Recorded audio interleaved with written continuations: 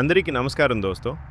ఈరోజు మనం చూసేది బస్ సిమ్యులేటర్ ఇండియాలో వచ్చిన లేటెస్ట్ న్యూ అప్డేట్ గురించి. ఈ అప్డేట్లో ఏం కొత్తగా వచ్చిందో, గేమ్ ఎలా ఇంప్రూవ్ అయిందో కంప్లీట్ డీటెయిల్స్ చూద్దాం. ముందుగా చెప్పాలంటే ఈ అప్డేట్లో గ్రాఫిక్స్ చాలా ఇంప్రూవ్ అయ్యాయి.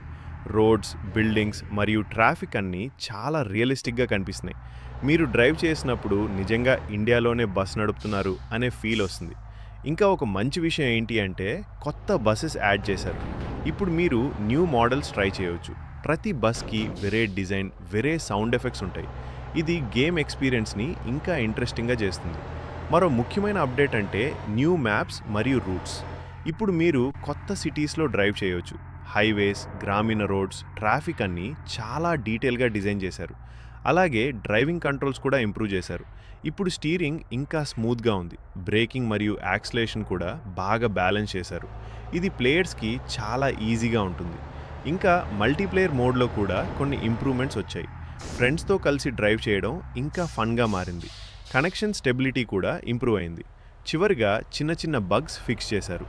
గేమ్ ఇప్పుడు ఇంకా స్మూత్గా రన్ అవుతుంది. ల్యాగ్స్ చాలా వరకు తగ్గాయి.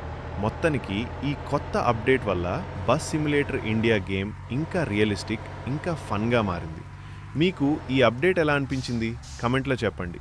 ఇలాంటి మరిన్ని గేమింగ్ అప్డేట్స్ కోసం ఛానల్ని సబ్స్క్రైబ్ చేయండి. ధన్యవాదాలు.